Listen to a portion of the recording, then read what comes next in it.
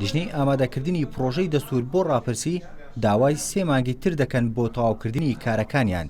بۆ ئەو مەبەستەش یاداشتێکیان ئاڕاستەی سەرۆکاتی پەرلەمانی کوردستان کردووە تا لە دانیشتنێکدا بڕیار لەسەر درێژکردنەوەی وادەکە بدات. کە پێویستیمان بەماوەیە بە تەسەوڕ دەکەم هەمان مودەی کە چوو 90 ڕۆژ پێویستیمان بە تقریبەن هەمان ماوە دەبیتەوە تەخمینی لە بۆ تەواوکردن و طبعاً دیارە بە یاسای ژمارە 4 ئەمە 90 ڕۆژمان هەبوو لەو ڕۆژەوەی کە دانیشتین ماوەکەمان لە 18 ئەو مانگە کۆتایی پێدێت. لە ماوەی دەست بەکاربوونی لیژنەکە لە 25 مانگی ئایاردا متمانەیان لە پەرلەمانی کوردستان وەرگرت و دەستیان کرد بە کارەکانیان. لە 18 ئەم مانگەشدا ماوەی کارکردنیان تەواو دەبێت و پێویستە پەرلەمانی کوردستان ئەو ماوەیەیان بۆ درێژ بکاتەوە.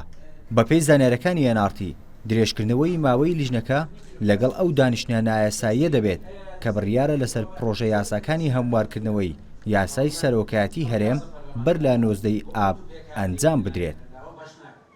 لە دوای 18 ئێمە وەکو ئەندامانی لێژنەی ئامادەکردنی دەستور ناتوانین لە کارەکانمان بەردەوامین ئەگەر ماوەکەمان بۆ درێژ نەکرابێتەوە لەلایەن پەرلەمانی کوردستانەوە. بۆیە لە دوای 18 بەبێ دەرچوونی بڕیارێک سەبارەت بە درێژکردنەوەی ماوەی کاری لێژنەکە ئێمە ناتوانین بەردەوامی لە لێژنەکەدا.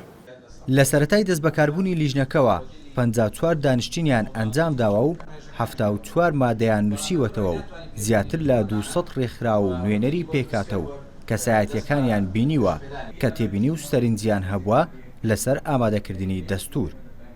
ڕێبوارکاکەی NRT هەولێر.